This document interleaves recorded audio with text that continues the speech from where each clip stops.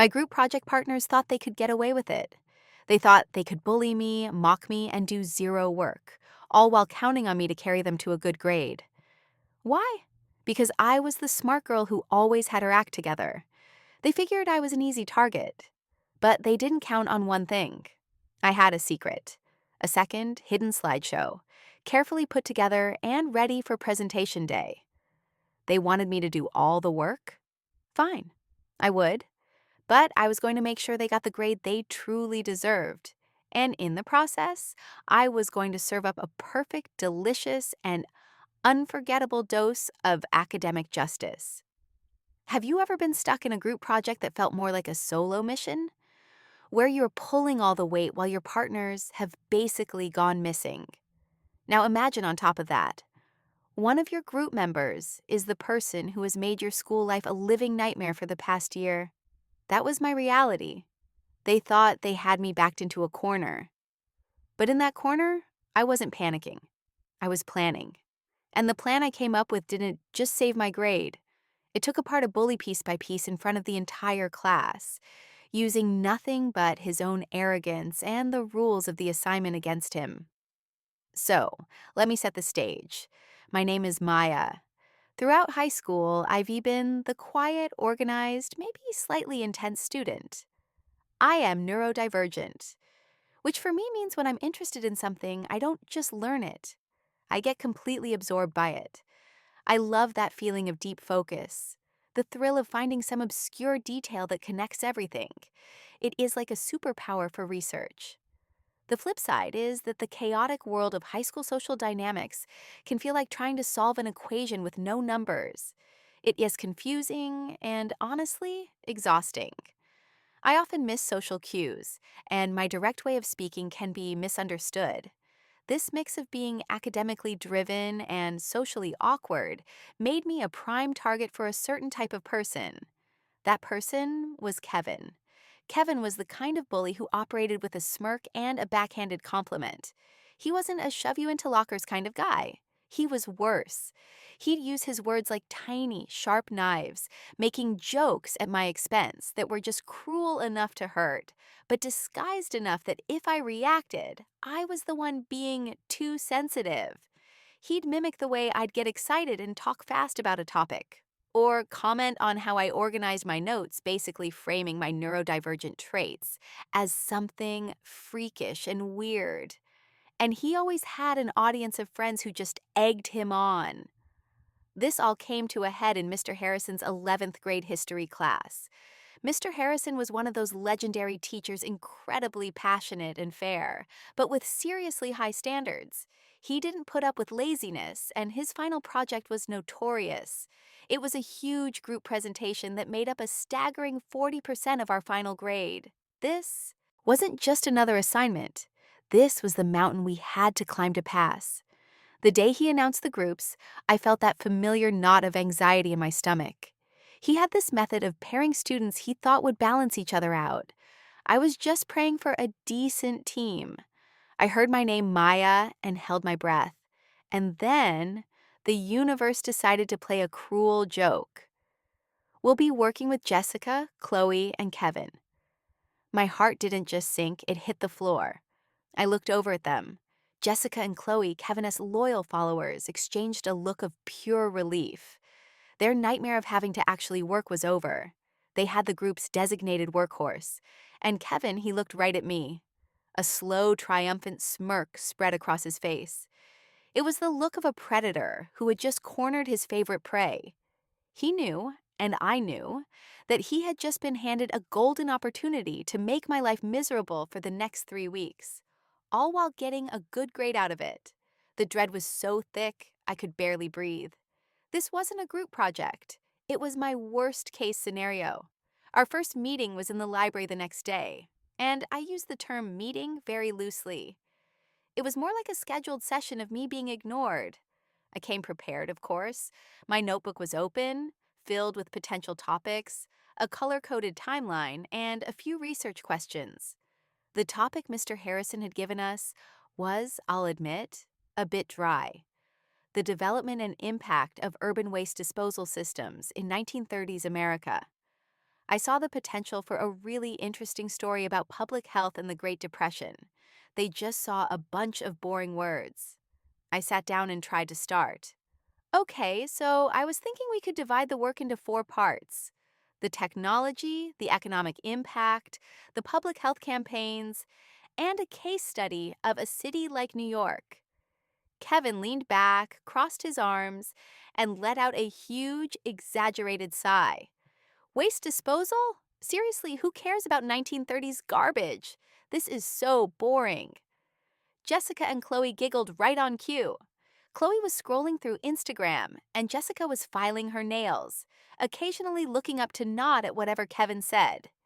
It might seem boring. I tried again, my voice already feeling small. But it's a huge part of our grade. If we break it down, it won't be so bad. Kevin just shook his head and looked at the girls. Nah, here's the plan. He pointed at me without even making eye contact. Maya's good at this stuff. She can do the nerdy research part. You two, he said to Jessica and Chloe, can find some pictures to make it look pretty. And I'll handle the talking. I'm good at presenting. I'll be the face of the operation. It was so blatant, so shameless, that I was just stunned. They weren't even trying to hide it. Jessica chimed in. Yeah, Maya, you're just so much better at organizing everything. It's better this way. This was the moment I should have stood my ground, but the words got stuck in my throat. Years of being conditioned to just go with the flow to avoid a scene kicked in. But then Kevin added the final twist. He leaned forward with a fake serious look on his face and said, It's perfect. Let her do it. She can obsess over the details and make all her little color-coded charts. That's what she's good for, right? And there it was. He wasn't just talking about the project.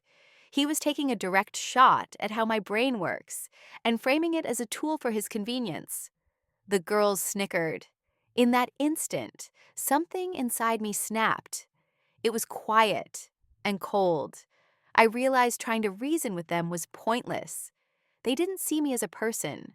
They saw me as a tool. The line hadn't just been crossed. It was gone.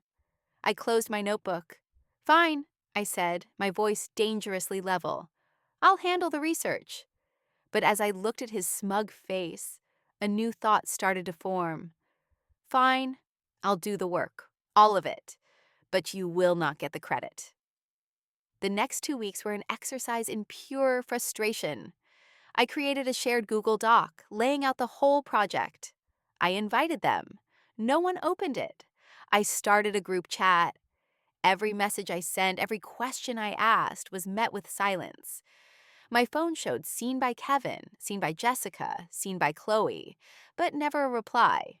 I was emailing them specific easy tasks. Hey, Chloe, can you find 5 photos of sanitation trucks from the 1930s? Nothing. Kevin, can you look up the political figures involved? Crickets. I was doing everything, the research, the writing, the sourcing, all of it. My anxiety was through the roof. 40% of my grade was tied to 3 people who couldn't be bothered to type a single sentence. The injustice of it was a bitter pill to swallow every single day. The breaking point came on a Tuesday night, 1 week before the due date. I was buried in books and browser tabs, my eyes were burning, and I was running on caffeine and pure stress. I took a 5-minute break to mindlessly scroll through social media, and there it was. A selfie of Jessica, Chloe, and Kevin, all grinning and holding up milkshakes. The caption, Besties for life, taking a much-needed break from all this hard work, LOL. I just stared at the screen. The LOL. The casual, mocking dismissal of the pressure they had put entirely on me. While I was drowning, they were out laughing, treating their laziness like a joke. The exhaustion I felt curdled into cold, hard anger, the kind that makes things clear. My despair was gone, replaced by a steely resolve. They wanted a show? I'd give them a show. They wanted a grade they didn't earn? They'd get a grade, all right, the one they had actually earned. The idea, which had been a vague fantasy, now started to take shape. This wasn't about revenge anymore. It was about justice. The next day, I went to see my IEP teacher, Mrs. Davis. I'd always been hesitant to use my individualized education program for anything other than quiet accommodations. But now I saw it for what it was, a support system. I walked into her office and laid out the whole situation, the bullying, the ghosting, the selfie. She listened. And when I finished, she said, Maya, this isn't just unfair, it's an integrity issue. You have every right to protect your work. So, let us strategize. Not how to get them in trouble, but how to ensure your work is judged fairly within the rules. She reminded me that the project rubric had a clause about individual contributions. We didn't have to break any rules, we just had to use them. Empowered, I went home and started building my weapon. I created a second presentation, a secret one, and I poured my soul into it. That hyper-focus Kevin mocked, it became my ultimate advantage. I didn't just list facts, I wove a narrative. I found incredible archival photos, old public health posters, and blueprints. I even found a wild story about a piggery in Queens that was a huge political scandal. I built a sleek professional presentation from scratch. I even designed a logo for our group, which I cheekily named the Sanitation Vanguard, with the slogan, Building the Future by Dealing with the Past. Then, I set the trap. 2 days before the presentation, Kevin finally sent me a link to a Google Slides presentation. Here's what we did. It's a bit rough. Just add your research and clean it up. I opened it. It was a dumpster fire. 7 slides. The text was copied and pasted from Wikipedia, full of mistakes. The font was Comic Sans. The images were low-res and watermarked. It looked like it was made in 5 minutes. It was perfect. I replied, "This is a great start, guys. I'll integrate my research and polish it up for Friday." I played the part they expected. For the next 2 days, I kept up the act, asking them questions about their awful slideshow. But in the background, my secret presentation was ready. And on my final slide, I added the masterstroke, the credits. It read, Project President Lead Researcher, Maya Director of Visual Communications, Jessica Lead Creative Consultant, Chloe. And at the very bottom, in slightly smaller font, Moral Support, Kevin. The stage was set. All I had to do was wait. The air in Mr. Harrison's class on presentation day was thick with panic. Our group was scheduled to go third. As the second group finished, my heart was hammering. But it wasn't just nerves. It was anticipation. I glanced over at my team. Kevin was whispering and laughing with Jessica and Chloe, completely relaxed. They thought their plan had worked. They thought they were about to get an easy A on the back of my sleepless nights. All right, Mr. Harrison said. Up next, the Sanitation Vanguard, Maya, Jessica, Chloe, and Kevin. We walked to the front. Kevin gave me a condescending pat on the shoulder. Don't be nervous, Maya. You got this, he whispered. You'd better have this because we have nothing. Mr. Harrison looked at us. Who has the file? This was it. Before anyone could speak, I held up a small USB drive. I have it right here, Mr. Harrison. I walked to the computer, my movements calm and deliberate. I could feel their eyes on me, expecting me to load up the digital garbage fire he'd sent. I slid the USB in. The folder opened. I ignored the file named Group Project Draft. Instead, my mouse hovered, then clicked on Final Presentation Maya. I hit Enter. On the projector screen, a title slide bloomed into view. It was beautiful.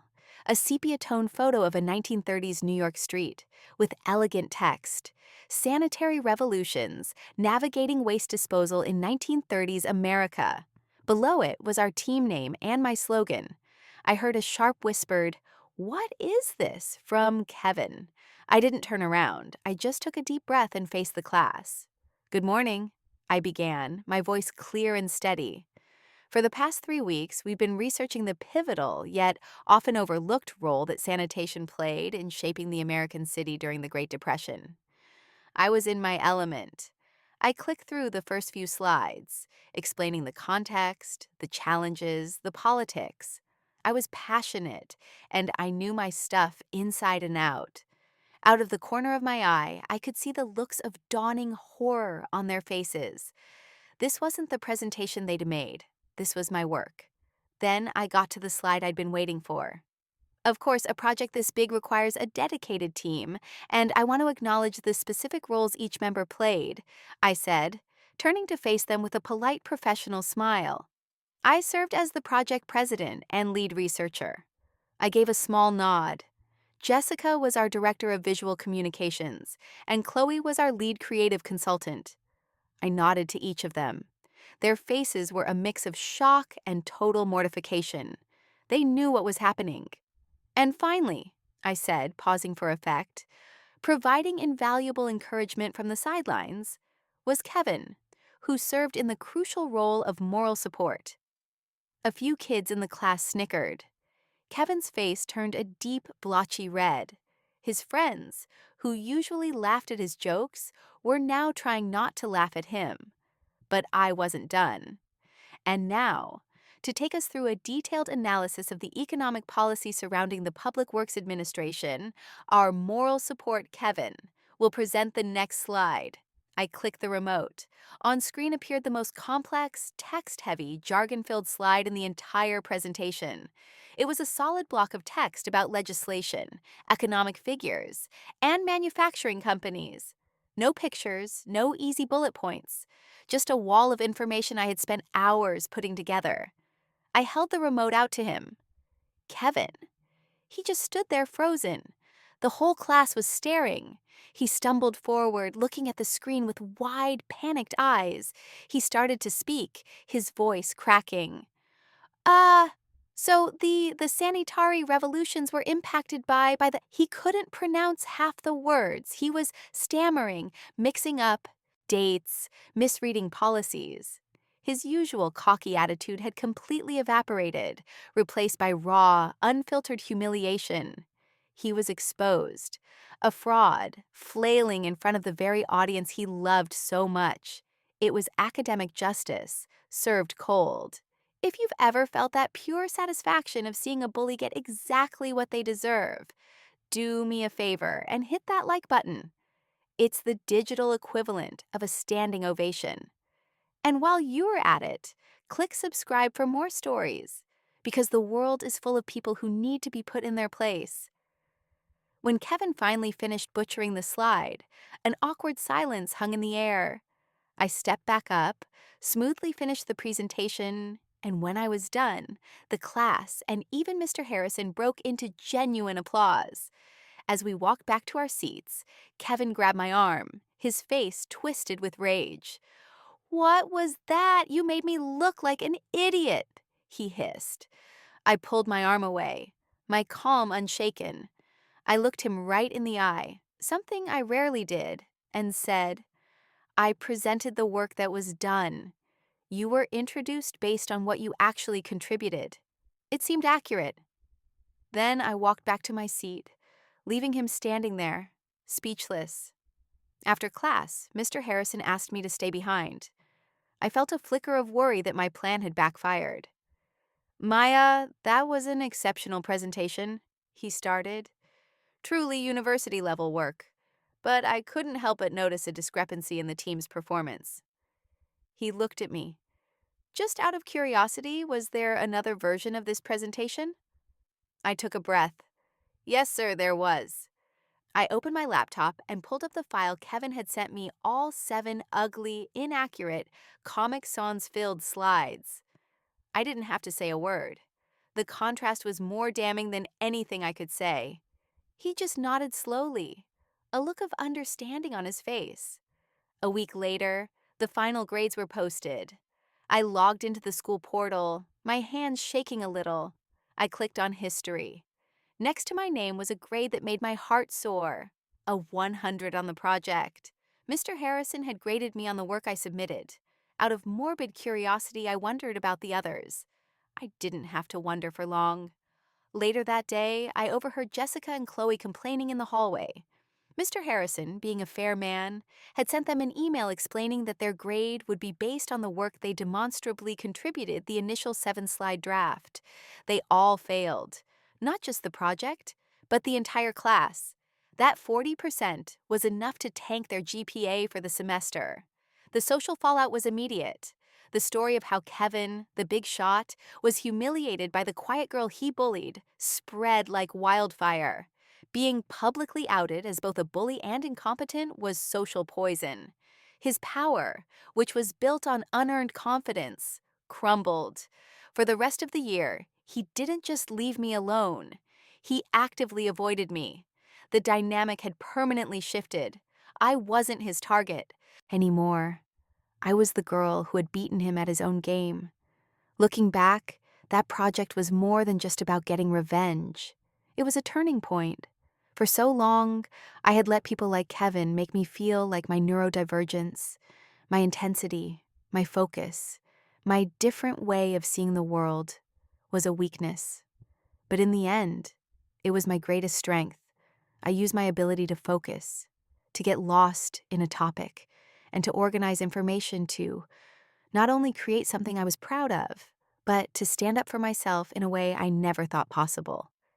It taught me a crucial lesson. Your work has value, and you have value, and you have every right to protect both. Sometimes the best way to fight back isn't to break the rules, but to understand them better than your opponent and use the system to deliver justice. It was a lesson in standing up for myself, a reminder that my voice and my work deserve to be recognized.